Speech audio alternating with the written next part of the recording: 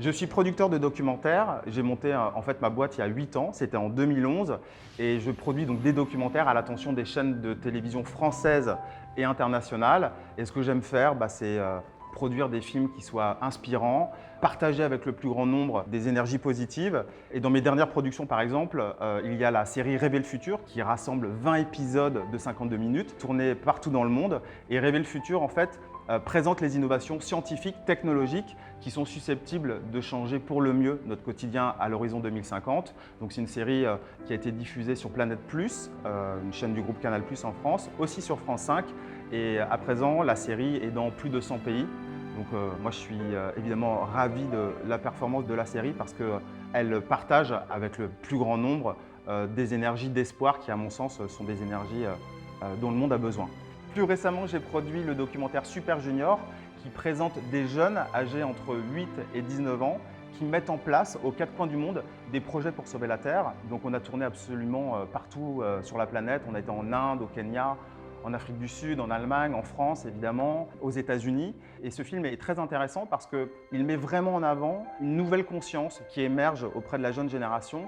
Et ce qui est assez enthousiasmant avec ce film, c'est que ces jeunes mettent en place des projets qui répondent à des problématiques locales, qui bluffent littéralement les adultes, mais aussi les scientifiques, parce que ces jeunes n'ont pas d'argent, n'ont pas forcément de formation ou de connaissances, mais grâce à leur créativité et à leur imagination, ils réussissent à traverser tous les obstacles et à répondre vraiment à des problématiques mondiales globales.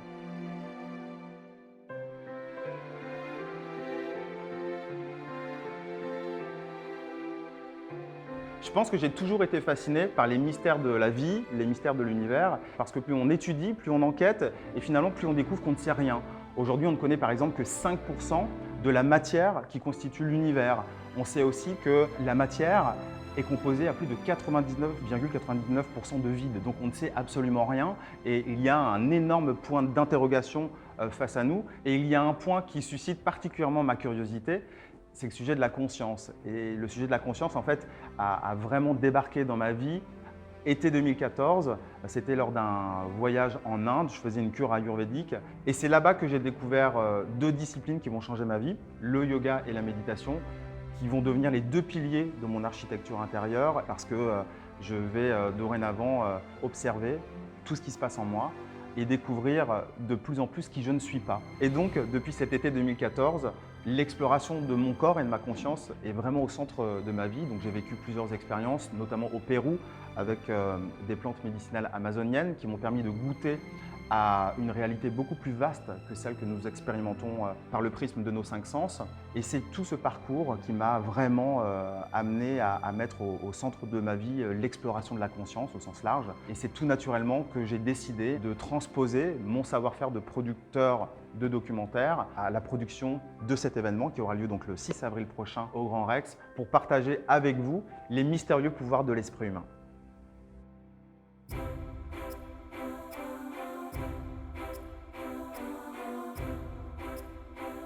Cette journée du 6 avril va être dense, elle va être riche et elle va être ponctuée par des moments forts. Je pense notamment à Dawson Church qui vient spécialement des États-Unis.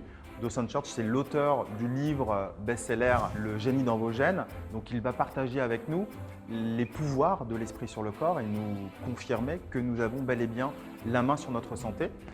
Il parlera aussi du sujet de son prochain livre, Mind to Matter, où il va décrire le processus qui permet à une idée, à une intention de se matérialiser, ou en gros comment créer sa propre réalité. Il y aura aussi Nicolas Fraisse, que vous connaissez peut-être, qui est ce jeune Lyonnais qui a la capacité de sortir à volonté de son corps et était suivi pendant une décennie par Sylvie Détiolas, qui est docteur en biologie moléculaire, et par Claude-Charles Fourier, qui est psychothérapeute. Nicolas, qu'on a vu sur des plateaux de télévision et qui s'est exprimé souvent dans des colloques, dans des conférences, va pour la première fois prendre la parole seul et partager avec vous les enseignements de ses sorties de corps. Il y aura aussi Derek Amato. Alors là, c'est une totale exclue parce que Derek Amato n'est jamais venu à Paris.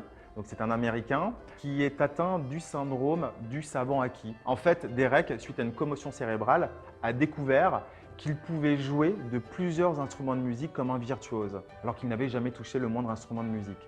Donc il va nous raconter son parcours, raconter évidemment les coulisses de cet accident. Et ce que Derek va vous dire pour la première fois, c'est comment cet accident et comment ce don ont changé radicalement sa vision de la vie.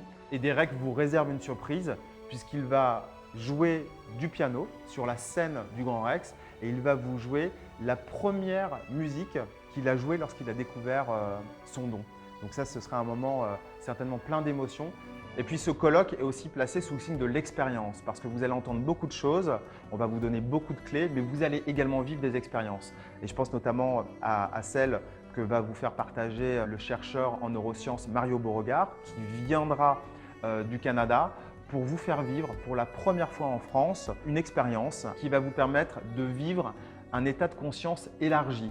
Alors pour cela, Mario va utiliser des sons qu'il a lui-même élaborés et qui vont modifier vos ondes cérébrales et qui vont vous permettre potentiellement de recueillir des connaissances sous la forme d'intuition. Et là, démarrera peut-être un très beau voyage.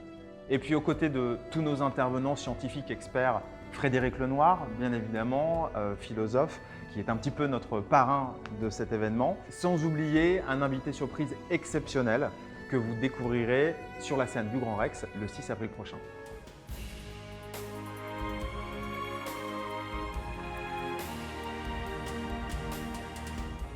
L'idée, c'est vraiment de proposer quelque chose de différent. Un colloque qui soit joyeux, qui soit moderne.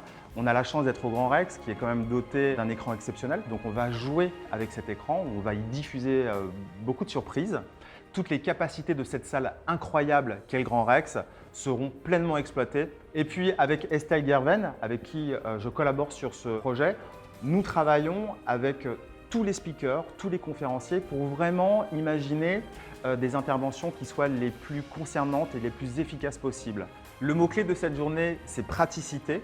L'idée, c'est vraiment que lorsque vous rentrerez chez vous à la fin de ce colloque, c'est que vous disposiez de clés, d'une boîte à outils que vous pourrez utiliser à votre guise facilement pour, je l'espère, transformer vos vies.